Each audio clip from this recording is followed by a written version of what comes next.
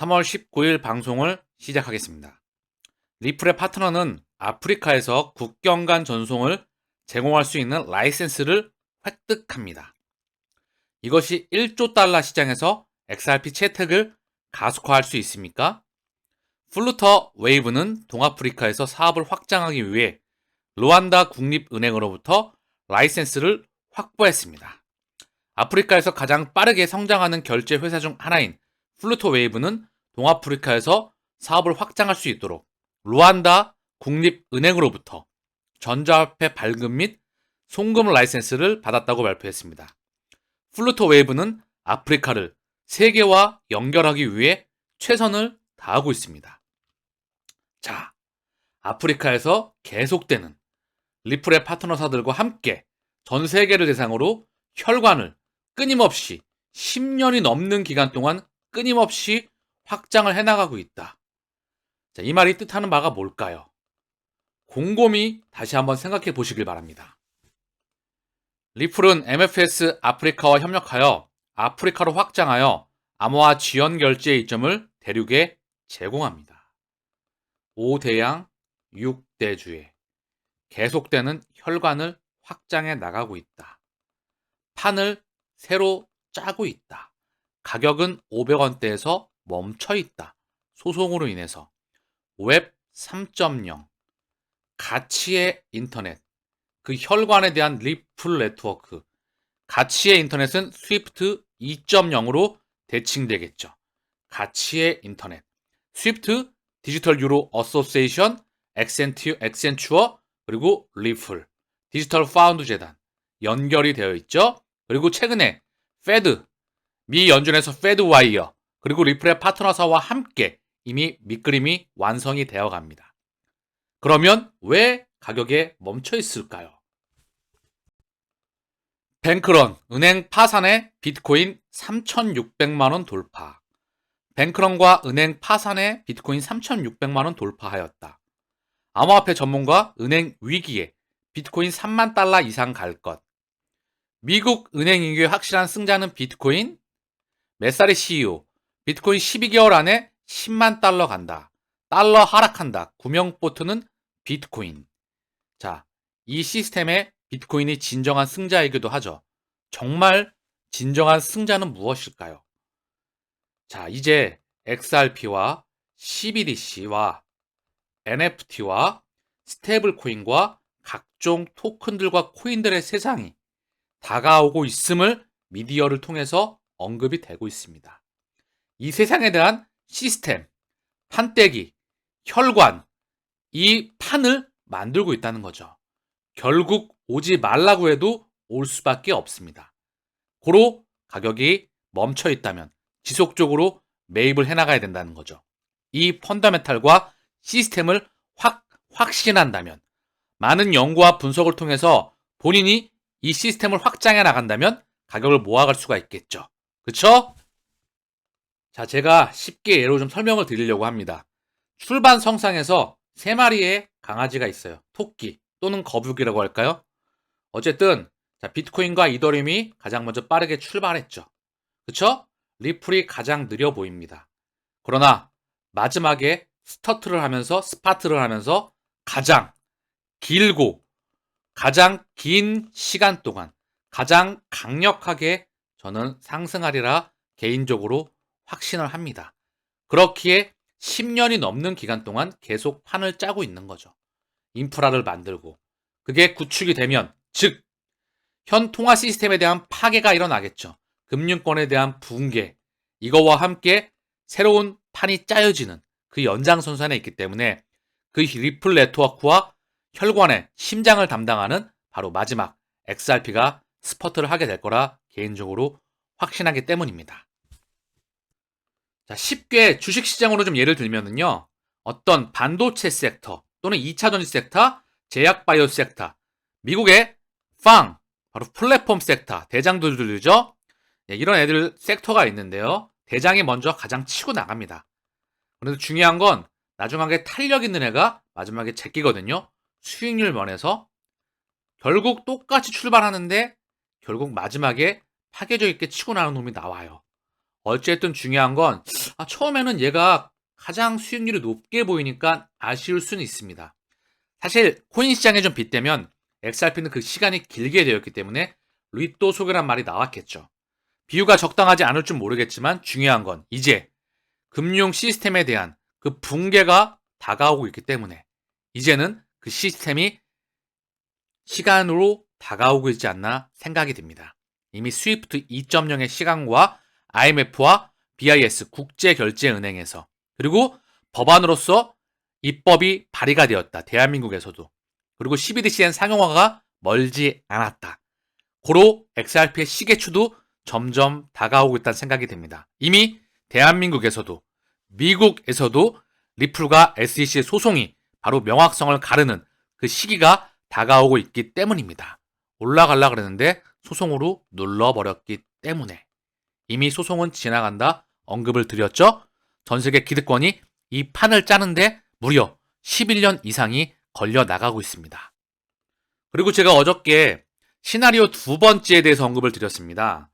자, 중요한 거는 시나리오 1을 제가 오랜 기간 동안 언급을 드렸죠. 자꾸 현금화에 대해서 언급을 하고 계시는 분이 계시는데요.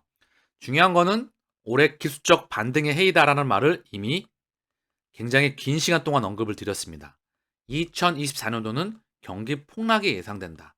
고로 현금화를 시켰다가 다시 싸게 매입할 수 있는 시기가 오고 있다는 측면에서 시나리오 1을 언급드렸죠. 시나리오 2도 시나리오 1을 대비하지 못한 분들에게 언급을 드렸던 부분이에요. 자, 시나리오 1의 기준점에 맞춰서 방금 전에 나왔던 부분 잠 보세요. 비트코인 뱅크런 은행 파산에 비트코인 3,600만 원 돌파였다. 맞는 말이죠. 그런데 지금 2023년도 1월, 2월, 3월 2천만 원을 찍고 계속되는 월봉 기준으로 강력한 반등이 이어지고 있습니다. 자, 이게 들어왔던 애가 매집했던 애가 누구죠? 바로 쩐주와 기관들이라는 거죠. 세력들, 쩐주들. 그렇기 때문에 자, 이거 보게 되면 은행 파산에 비트코인 3,600만 원 돌파하겠네? 무언가 누군가를 부르는 신호 같지 않습니까? 첫 번째로는 금융 시스템에 대한 붕괴로서 결국 얘네가 부각된다는 건 당연한 부분이겠죠. 그러나 두 번째, 다른 측면으로 제 관점으로 봤을 때 누군가 부르는 신호가 느껴져요. 이 기사를 접하게 되면 개인들이 좀 들어오고 싶어 하지 않겠습니까? 비트코인 가는 거 아니야? 3달 동안 달렸는데? 암호화폐 전문가, 은행 위기에 비트코인 3만 달러 이상 갈 것. 그쵸? 은행 위기에 비트코인 3만 달러 이상 갈 것. 지금 들어가야 되나? 달리는데? 미국 은행 위기의 확실한 승자는 비트코인이다. 대놓고 무언가 부르는 시그널. 저는 큰 그림에서 당연히 금융권이 붕괴가 돼야 이쪽으로 자금이 들어올 수가 있겠죠. 그쵸? 더불어서 메사리 CEO 12개월 안에 바로 10만 달러 도달할 거. 이건 참고만 합니다. 중요한 건 누군가 들어오라고 시그널을 보내는 것 같은 개인들에게 무언가 신호를 보내는 것 같다는 그런 저의 그냥 개인적인 생각도 있습니다. 어쨌든 정리를 하면 중요한 대전제는 뭐다? 현재 금융권의 시스템이 바로 부셔져야 새로운 시스템이 나온다는 겁니다. 결국 1번의 이유는 대전제라는 거죠. 2번은 제 개인적인 생각입니다. 자, 어쨌든 중요한 건 이 연장선에서 아까 했던 말들을 좀 정리를 하면은요. 시나리오 1은 조금 더 수익률을 극대화할 수가 있는 전략이겠죠. 시장에 맞춰서 하는 전략. 시나리오 2는 제 개인적으로 이번 달까지 저는 바로 시장에 맞춰서 바로 시나리오 1에 대비해서 가격을 기계적으로 매입할 예정입니다.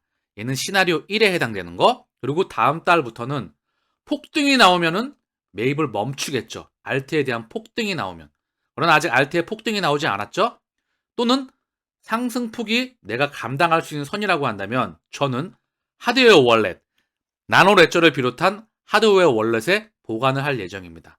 제가 어제 방송에서 자세히 언급을 드렸어요. 장기 차트를 알트의 장기 차트를 그려가면서 기계적으로 사서 모읍니다. 매월. 그래서 얘를 하드웨어 월렛에 보관한다. 폭락하게 되면 내년에 경기 폭락이 와서 폭등하기 전까지 미친 듯이 폭등하기 전까지 매입을 할 계획이다. 그리고 폭등이 나오면 멈추겠죠. 그리고 나서 경기 폭락이 나오면 폭락할 때마다 또 매입을 하고 빡빡 기는 시그널이 나올 때 매입을 지속한다. 물론 이때는 시나리오 1과 같이 병행이 되겠죠. 이건 시나리오 2 관점에서 언급을 드리는 거예요. 얘는 사고 파는 거 과정 없이 금액이 크지 않을 거 아니에요? 모은 기간이 길지 않기 때문에 계속 모아서 5년 기준점으로 짧으면 3년이 되겠죠? 아마 얘 또한. 왜냐하면 비트코인의 장기 차트를 보게 되면 그림이 이래요. 그림이 이렇거든요. 엄청난 기울기를 가다가 기울기가 많이 약해져 가죠. 그쵸? 그 파동이. 비트코인도 앞으로 상승폭이 많이 나오겠지만 이 기준점도 이더리움도 마찬가지겠죠? 그러나 XRP는 아직 가격이 반영이 되지가 않았죠. 더불어서 각 섹터별 1등 코인들, 그쵸? 걔네를 모아가야 됩니다. 아시겠죠? 하드웨어 월렛의 시나리오 2 기준점으로. 현금을 모아서 내년에 경기 폭락했을 때 매집을 할 수도 있다. 그러나 지금 현금이 올 때마다 가격을 코인과 바꿔서 장기, 보물 창고에, 내 창고에 저장을 해놔라. 그 언급입니다. 자, 정리를 하면 시나리오 1은 제가 충분히 언급을 드렸어요. 시나리오 2는 1에 대한 대비가 안 됐거나 추후 현금을 갖고 있기 싫으신 분들은 뭐다? 계속해서 월급이 나오시거나 열심히 일을 해서 내년 경기 폭락에 대비해서 돈을 모아서 내년에 들어가도 괜찮겠지만 이 현금을 매월 주기적으로 적립식으로 바로 보물 창고에다가 개인 저장 창고에다가 코인 개수를 모아가라. 비트코인의 장기 차트를 보게 됐을 때 기울기를 보게 되면 수백 번의 노이즈가 있었다. 그러나 중요한 건 계속 모아가서 장기적으로 이 목적지에 도착한 사람들은 과연 몇 프로에 해당될까요? 저는 정말 0.0001%라고 보고 있습니다. 이 관점에서 자, 비트코인이 아니죠. 제가 이제 언급드렸던 각 섹터별 1등 파일도 언급을 드렸고 호라이젠, 지캐시도 언급을 드렸고요. 그레스킬 포트 기준으로 많은 부분을 언급을 드렸습니다. 네오도 중국의 1등 코인도 언급을 드렸고요. 자, 그 부분을 모아 가셔라 라고 언급을 드린 거예요. 3년 동안 잠겨져 있다가 5년 기준으로 말입니다. 가격이 어디에 가 있을까요? 물가는 급등하고 통화 시스템은 바뀌어 나가는데 자, 이거는 보물 창고는 시나리오 1에 대비가 안 되어 있던 또는 지금부터 할 수 있는 전략이겠죠?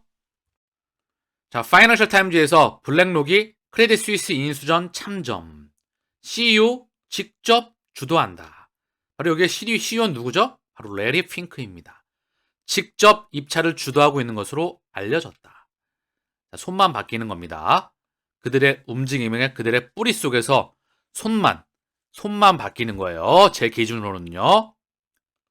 리플에서 싱가포르 블록체인 VC에 전략적인 투자를 결정하였다.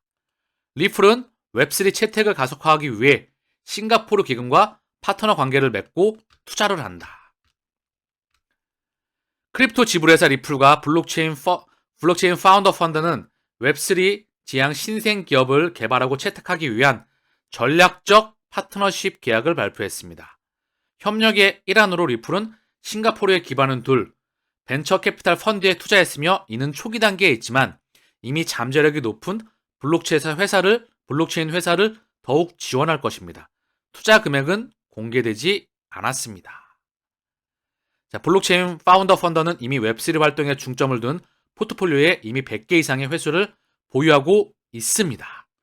한 가지 주목할 만한 예는 소셜미디어 인용 가능성을 기반으로 한 암호화폐 프로젝트를 분석하는 포털인 루나 크러쉬입니다. 자, 리플의 인사이드 아티클에 한국의 디지털 자산 개발, 혁신과 위험의 균형. 자, 그러면서 한국에 대해서 언급을 하고 있는데요. 한국금융서비스위원회는 최근 디지털 자산이 STO로 간주되어 금융주권에 적용되고 규제에 해당하는지 정의하는 지침을 발표했습니다. STO로 분리될 가능성이 있는 디지털 자산의 예로 지금 일정 부분 정의를 하고 있죠. 결제 토큰과 같이 STO의 정의를 벗어난 디지털 자산은 현재 국회에서 심의 중인 디지털 자산 기본법의 적용을 받게 됩니다. 자, 뉴투데이의 리플, XRP가 한국의 규제 지침에서 얻을 수 있는 이점은 다음과 같다라고 하면서 언급을 추가적으로 하고 있는데요. 결국 이제 STO를 인정하기 위한 자본시장법 개정안은 국회 본의안을 통과한 뒤 2023년 상반기에 마무리돼 2024년 시행될 예정이다. XRP는 규제 명확성에서 이익을 얻습니다. 2023년은 규제 명확성에 대한 원년입니다. 그 연장선에서 리플사에서 계속 보도와 언급을 하고 있죠. 우리 시간은 저는 계속해서 다가오고 있다고 생각을 합니다. 자, 오늘 방송을 마치면서 피터 린치, 월가의 전설적인 인물이었죠. 그러나 이분의 시대는 주식의 시대였어요. 자, 제가 방송에서 이제 살려면 코인에 투자하란 말을 하고 있죠. 살아남으려면 코인에 투자하라. 주식의 시대에서 코인의 시대로 바뀝니다. 에너지의 파동을 글로 보내기로 결정했습니다. 전 세계의 기득권과 전 세계의 주인장과 전 세계 미래를 만드는 사람들이. 자, 그래서 이분이 했던 말을 참고를 해서 코인의 시장에 적용을 한다면 투자의 성공 여부는 얼마나 오랫동안 세상의 비관론을 무시할 수 있는지에 달려있다. 비트코인의 장기 그림이 이렇게 되어 있죠. 이더리움도 이렇게 되어 있죠. 나머지 시장 애들이 따라옵니다. 이 시장은 1000배, 1조 달러에서 1000배 시장 규모만 언급을 드리는 거예요. 투자의 성공 여부는 얼마나 오랫동안 세상의 비관론을 무시할 수 있는지에 달려있다. 얼마나 오랫동안 여기에 투자할 수 있는지. 오늘 방송에서 시나리오 1과 시나리오 2에 대해서 또한 자세히 언급을 드렸습니다. 자, 오늘 방송은 여기서 마치겠습니다.